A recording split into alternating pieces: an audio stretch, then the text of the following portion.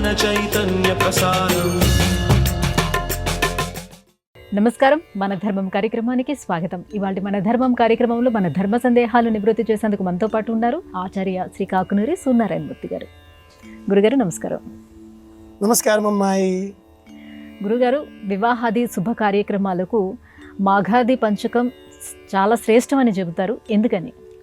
వివాహం అంటే విశేషముగా వహించేది అని అర్థం. ఏమిటి విశేషంగా వహించడం?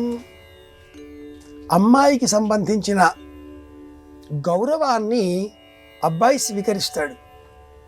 ఇక నుంచి ఈ గౌరవ బాధ్యతలు నావే.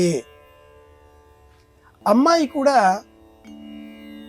వరుడు యొక్క కుటుంబంతో సహా ఆ కుటుంబానికి సంబంధించిన సమస్త గౌరవ మర్యాదలకు తాను బాధ్యత వహిస్తుంది. ఇరువురు ఒకరి బాధ్యతను మరొకరు స్వీకరిస్తారు. ఒకరి బాధ్యతను మరొకరు స్వీకరించడం అంటే కాలంలో కూడా వచ్చే మార్పులలో పగటి కాలం బాగా పెరిగిపోయి చీకటికి సంబంధించిన కొంత కాలాన్ని పగటి కాలం స్వీకరించడం. ఈ ధర్మం మాఘమాసంలో ప్రారంభమవుతుంది. మఘ నక్షత్రం సింహరాశికి సంబంధించిన నక్షత్రం. పుణ్యకాలం ప్రారంభం కావడమో మకర సంక్రమణం ద్వారా.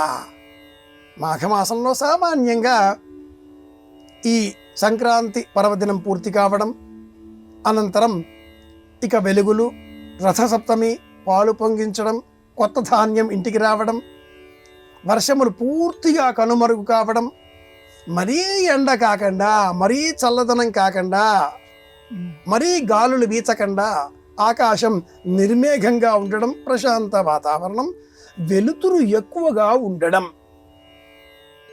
ఇటువంటి నేపథ్యంలో మాఘాది పంచకములు, మాఘం, ఫాల్గుణం, చైత్రం, వైశాఖం, జ్యేష్ఠం, ఈ 5 నెలల కాలాలలో సమస్తమైన శుభకార్యాలు, వీటిల్లో మరీ ముఖ్యంగా వివాహాదికాదులు నిర్వహించడం ఉపయోగకరం అంటుంది శాస్త్రం. శుక్రమూఢం పూర్తి అవుతున్నటువంటి తరుణంలో ఇక నుంచి మిగిలిన ఈ మాఘమాసంలో ముహూర్తాలు, వివాహాలకు సంబంధించినవి అనేకం జ్యోతిర్విజ్ఞానం తెలియజేస్తుంది. ఈ జ్యోతిర్విజ్ఞానాన్ని ఆధారం చేసుకుని మఖానక్షత్ర సంబంధితమైన సింహం మంచి లగ్నం, అలాగే కన్యా లగ్నం, తులా లగ్నం, ధనుర్లగ్నం, కుంభలగ్నం, మీన లగ్నం, వృషభ లగ్నం, కొంతమేరకు మిథున లగ్నం, వీటిల్లో వివాహాలు నిర్ణయించాలి. పూర్వకాలంలో మేషలగ్నం, సింహలగ్నం, వృశ్చిక లగ్నం, వీటిని వివాహాలకు వినియోగించేవారు కాదు. కొంతమేరకు మకర లగ్నం కూడా విడిచిపెట్టేటటువంటి వారు. కుజాక్రాంతమైన మేషలగ్నం, వృశ్చిక లగ్నం, ఈ రెండింటిలో వివాహాధికారులను ఆచరించేటటువంటి వారు కాదు. ఈ ప్రత్యేకమైన మాఘాది పంచక 5 నెలల కాలంలో పగటి కాలంలో విరివిగా వచ్చే మూఢాలు కాకుండా ఉండే కాలాలలో ఉండే లగ్నాలన్నీ కూడా కుంభలగ్నం, మీనలగ్నం, లేదా వృషభ లగ్నం, మిథున లగ్నం, ఈ లగ్నాలు శ్రేష్టం కాబట్టి గ్రహగతుల సంచారాలు ఈ లగ్నాలకు అనుకూలంగా ఉంటాయి కనుక ఈ 5 నెలలలో వివాహాదికాదులకు ప్రత్యేకం, అనుకూలం, అద్భుతం, శీఘ్రమే వీరికి సత్సంతానం కూడా కలుగుతుంది అని కూడా సంప్రదాయకులు తెలియజేసేవారు. మాఘాది పంచకాలలో వివాహం కావడం, ఆషాఢ మాసంలో అమ్మాయి అత్తవారింటిని విడిచి పుట్టింటికి చేరడం, శ్రావణ మాసంలో వ్రతాదికాదులు, నోములు, మంగళగౌరి వ్రతాలు ఆచరించడం, ఇలా అంతా శుభకరమే, శోభస్కరమే, ఆనందదాయకమే. ఇది విషయం. గురువుగారు వివాహాన్ని ఒక సంస్కారంగా చెప్తారు. పెళ్లి అంటే ఒక సామాజిక ఒప్పందమా లేక ధర్మ సాధనకు ఆరంభమా? ధర్మం సమాజంలో అంతర్భాగం, వ్యక్తులు సమాజంలోని అంతర్భాగాలు. వ్యక్తి తనకు తానుగా పాటించేటటువంటి ధర్మం అది వైయక్తిక వ్యక్తిగత ధర్మం. సమాజపరంగా పాటించినప్పుడు సామాజిక ధర్మం అవుతుంది. వ్యక్తి తనకు తానుగా వివాహం చేసుకుందాం అనుకున్నప్పుడు ఆ వివాహం వ్యక్తిగతం అవుతుంది. కానీ వివాహం ఇరువురు వ్యక్తులకు సంబంధించిన అంశం కాదు, కాకూడదు కూడా. ఇద్దరు వ్యక్తులు వివాహం చేసుకుంటారు మన కంటికి కనిపించి, కానీ అది వాస్తవం కాదు. రెండు కుటుంబాలు కలుస్తున్నాయి అక్కడ. రెండు కుటుంబాలంటే ఆ కుటుంబాలకు సంబంధించిన బంధుగణం, ఆ కుటుంబాలు నివసించేటటువంటి ప్రాంతం, ఆ కుటుంబాలకు సంబంధించిన ఆచారాలు, విధి విధానాలు, పద్ధతులు, భోజనాలు సమస్తం రెండు భిన్న వర్గాల కలయిక ఒక వివాహం. కనుక వ్యక్తిగతమైన ఒప్పందం, వివాహం అనే మాట సంపూర్ణంగా శాస్త్రానికి విరుద్ధం. శాస్త్రం ఇద్దరు వ్యక్తుల మధ్య వివాహాన్ని అంగీకరించదు. ఎవరూ కూడా ఫలానా అమ్మాయిని నేను వివాహం చేసుకుంటాను అని అనకూడదు. ఆ వ్యక్తి నేను గృహస్థ ధర్మంలోనికి ప్రవేశించడం నాకు సంకల్పంగా మారింది కనుక నాకు తగిన అమ్మాయిని వెతికి మీరు చూడవలసింది అంటూ ఒక నలుగురిని సమాజంలో ఉండే పెద్దల వద్దకు పంపించాలి. తాను చతురాన్ వరాను పేషయిత్వా ప్రసగ్మంతా ధియసానస్య సక్షణి వరేభిర్వరాగం అభిషుప్రసీదత అస్మాకమింద్రముభజంజోషతి యత్సౌమ్యస్యాంధతో బుబోతతి. వైవాహిక ధర్మంలో మొట్టమొదటి మంత్రమే ఇది. అమ్మాయిని చూస్తే అమ్మాయి రూపంలో పడి నేను వివరాలు మర్చిపోతాను, మోహపడిపోయే ప్రమాదం ఉంటుంది కనుక నేను చూడకూడదు, మీరు వెళ్ళి చూడవలసింది అంటూ నలుగురిని పంపించాలి. అలాగే అబ్బాయి వివరాలను తెలుసుకున్నటువంటి కన్యాదాత అబ్బాయి తల్లిదండ్రుల వద్దకు వెళ్ళి మీ అబ్బాయిని మాకు మా అమ్మాయిని ఇచ్చిన ఎడల వారిరువురు గృహస్థ ధర్మంలో స్థిరపడతారు అనే సంకల్పం చెయ్యాలి. కన్యాదాత వరుడిని అడిగితే వరుడు అంగీకరిస్తే అది వివాహం అవుతుంది. శివధనుర్భంగం ఒక నియమం కాదు. వీరుడిగా రాముడు ఆ శివధనుసును ఎక్కుపెట్టే ప్రయత్నం చేస్తే అది భంగమైంది. ఇలా ఎక్కుపెట్టే ప్రయత్నం చేసిన వీరుడికి నా కుమార్తెనిచ్చి వివాహం చేస్తాను అన్న జనకుడి మాట విని ఆ రాముడు అబ్బెబ్బే ఈ మాట ముందు చెప్పలేదు కదా, మా నాయనగారు దశరథాదుల వారికి చెప్పాలి కదా, వారు వచ్చాక కానీ వివాహం పరిపూర్ణం కాలేదు.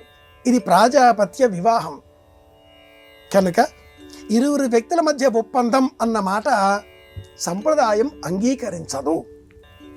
చట్టాలు, ఆధునిక ధర్మాలు, వ్యక్తిగత స్వేచ్ఛ అన్న పేరిట కొత్త కొత్త ధర్మాలను లోకాలకు పరిచయం చేస్తున్నాయి. వీటి వలన సనాతన ధర్మం అడుగంటుతుంది, అరాచకం పెరిగిపోయే పెను ప్రమాదము చోటు చేసుకుంటుంది.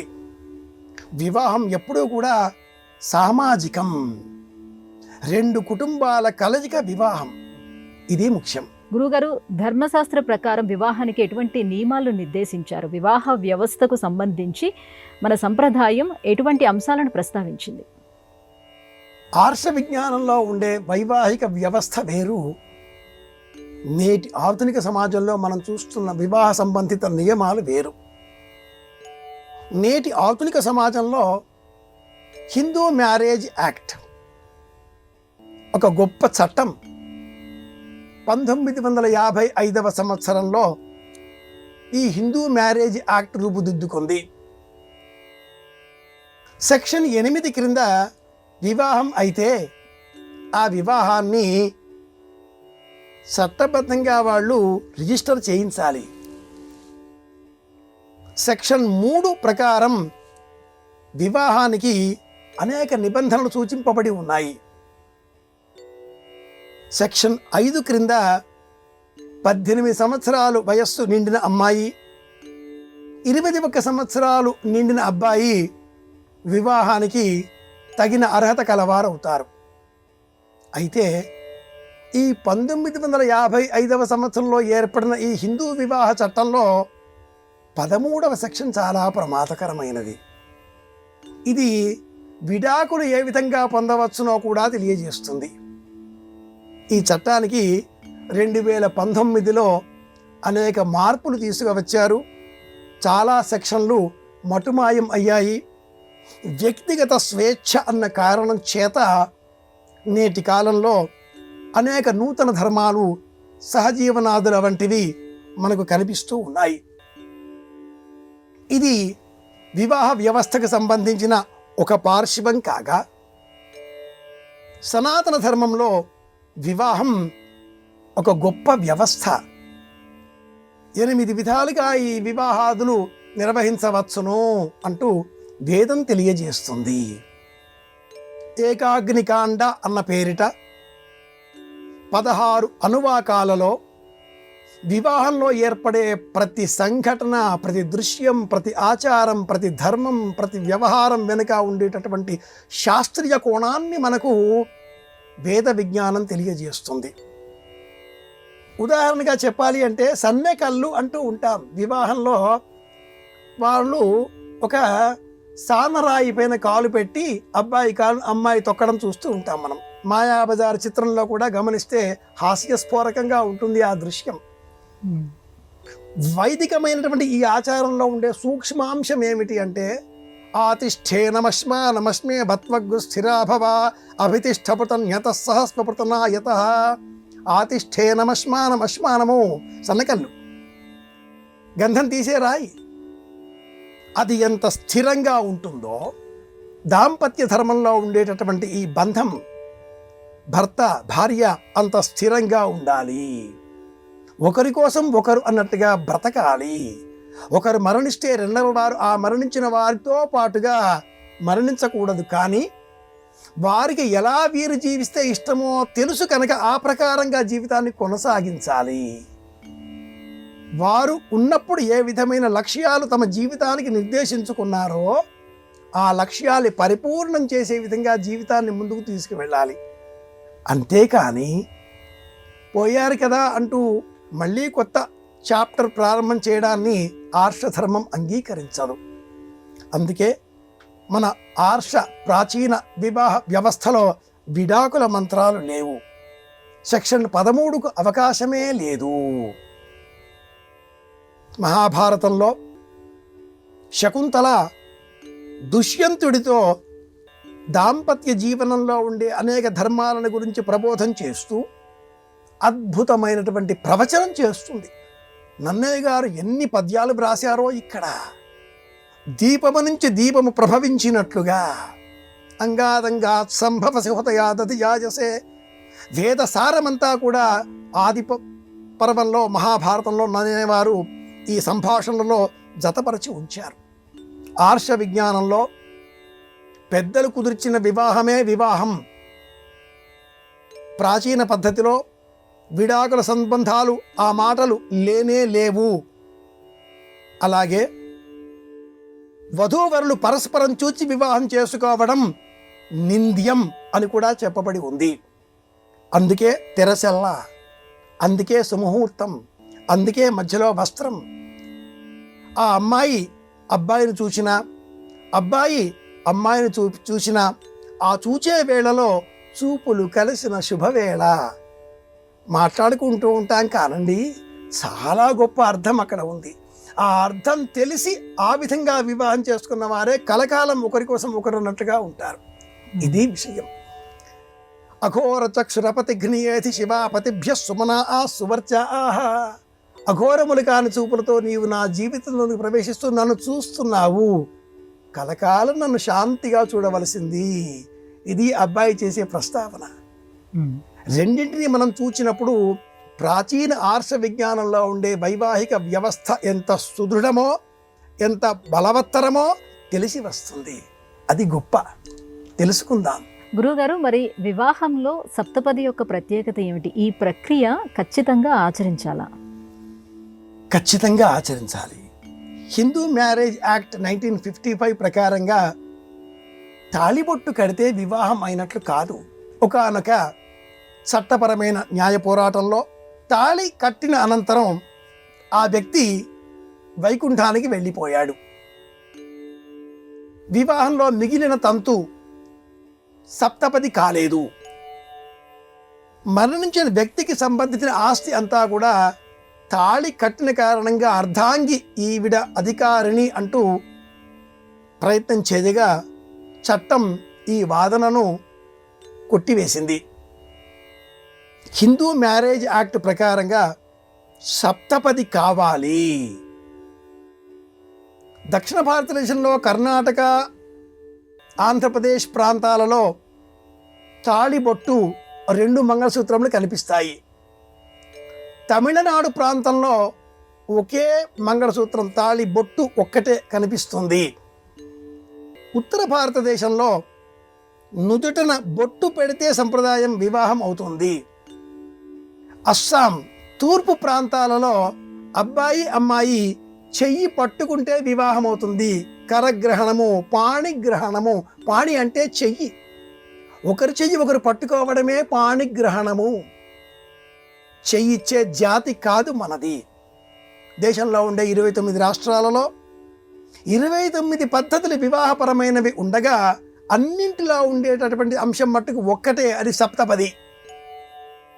సప్తపది అయితేనే వివాహం అయినట్లు ఆర్ష విజ్ఞానంలోనైనా ఆధునిక చట్టంలోనైనా. సఖా సప్తపదాపవ సఖాయౌ సప్తపదాపవ సక్ష్యంతే గమే జగం సక్ష్యాత్తే మాయోషగం. ఇలాంటి మంత్రాలన్నీ చెబుతూ ఉంటారండి. ఏమిటి అర్థము? ఏదో చెబుతూ ఉంటారు. ఏకమిషే విష్ణుస్వాన్వే తుద్వే ఊర్జే త్రీణి వ్రతాజ చత్వారి మాయో భవాజ పంచపశుభ్య షడ్ఋతుభ్య సప్త సప్తభ్యో. ఇలా చెబుతూ ఉంటే ఏమిటి వీటి అర్థాలు చెబుతూ ఉంటారు కదా. బాజావాడు వాయిస్తూ ఉంటాడు. ఆ 7 తమలపాకులు వక్క బియ్యం పెడతారు. కాలి బొటరవేలు పెడితే, అబ్బాయి బొటరవేలు పెడితే, వీడియో వాడు ఫోటో తీస్తే సప్తపది అయిపోయింది, రికార్డ్ అయిపోయింది. ఇంతేనా? అంత కాదు సుమా. మనిషి ప్రాణం విడిచి వెళ్ళిపోతే చిట్ట చివర కట్టేటటువంటి ఆ పాడెకు కూడా 7 కట్టెలే ఉంటాయి. 2 కట్టెలు నిలువు, 7 కట్టెలు అడ్డం. దాని పేరు 7 కట్ల సవారీ. 7 అడుగులు కలిసి నడిస్తే వచ్చేటటువంటి ఈ సాన్నిహిత్యం, సఖ్యం, సాప్తపదీనం, 7 అడుగులు కలిసి నడిస్తే వచ్చేటటువంటి స్నేహం, పరస్పర అభిమానం 7 జన్మల వరకు ఉంటుంది. 7 లోకాలు దాటి వరకు ఉంటుంది. ఇంతటి అద్భుతమైనటువంటి పటిష్టమైనటువంటి మంత్ర విభాగంతో ఆర్ష విజ్ఞానంలో ఉండేటటువంటి సంప్రదాయాలను అనుసరించి అర్థం తెలుసుకొని ధర్మపరంగా వివాహం చేసుకుంటే ఆ వివాహం కలకాలం పాటు దీర్ఘంగా ఉంటుంది. లేకపోతే మగ పుబ్బ అంటారు. ఎందుకంటారు ఈ సామెత? మగలో పుట్టి పుబ్బలో మాడిపోయింది అని. ఈ రాశి, ఈ లగ్నంలో వివాహాదికాదులు చేయకూడదు. ఇది కూడా ఒక ప్రమాణం. మకలో పుట్టి ఉబ్బలో మాడిపోయింది, అలా కుదరదు. కలకాలం ఉండాలి. ఒకరి కోసం ఒకరు అన్నట్టుగా బతకాలి. ఈ సంప్రదాయం మనకు సనాతన ధర్మం. ప్రపంచంలో ఉండే 198 దేశాలలో భారతదేశంలో ఉండే వివాహ వ్యవస్థనే పటిష్టం. అన్ని దేశాల వాళ్ళు కూడా ఇక్కడ ఏమిటి ఈ కుటుంబ వ్యవస్థ ఇంత బలంగా ఉంది, ఇంత సెంటిమెంట్ ఏమిటి, తల్లి తండ్రి మాట పిల్లలు ఈ దేశంలో వింటారు, మా దేశంలో వినరే, రివాల్వర్లు పెట్టుకొని తిరుగుతూ ఉంటారే అని భయపడుతున్నారు. ఇక్కడ తండ్రి చెప్పే మాట వేదం, తల్లి చెబితే శాసనం. ఆ పిల్లలు తల్లి తండ్రి మాట వింటారు. కాబట్టి అడవులకు వెళ్ళమన్నా వెళతారు. అది ధర్మరాజు కావచ్చు, రాముడు కావచ్చు. ఈ ధర్మాన్ని బోధించేది కుటుంబ వ్యవస్థ. కుటుంబ వ్యవస్థకు ఆధారం, మూల స్తంభం వివాహ జీవనం. ఈ వివాహ జీవనం ఆర్ష సంప్రదాయంలోనే శ్రేష్టం. అర్థం తెలుసుకుని వివాహాదికాదులను నిర్వహించాలి అని మనం వినిపించుకుందాం. గురుగారు, మరి పెళ్ళిళ్ళు అనేవి స్వర్గంలో నిర్ణయింపబడతాయని అంటారు. మరి ఇందులో ఆంతర్యం ఏమిటి? ఒక మాట ఉంది. ఏమంటారంటే, ఇల్లాలు భర్తకు నమస్కారం చేస్తుంది, దీర్ఘస్సు మంగళీభవ. ఇన్ని వ్రతాలు ఎందుకే నా కోసం నీవు పాటిస్తున్నావు? మాంగళ్యతంతునా నేనా మమ జీవన హేతునా, నా జీవనం బాగుండడం కోసం నీ మెడలో కట్టిన ఈ తంతు దారం వలన నాకు ఆరోగ్యం, నీకు సౌమంగళ్యం అనగా అంటే వచ్చే జన్మకు కూడా మీరే భర్తనా? అబ్బా ఆశ అందిట ఆ ఇల్లాలు. ఆధునికంగా ఉండే ఇల్లాలు ఇలాగే ఆలోచిస్తుంది. చేసే పూజలన్నీ మళ్ళీ మీకోసం అనుకుంటున్నారా ఏమిటి అని ఆలోచన చేస్తుంది.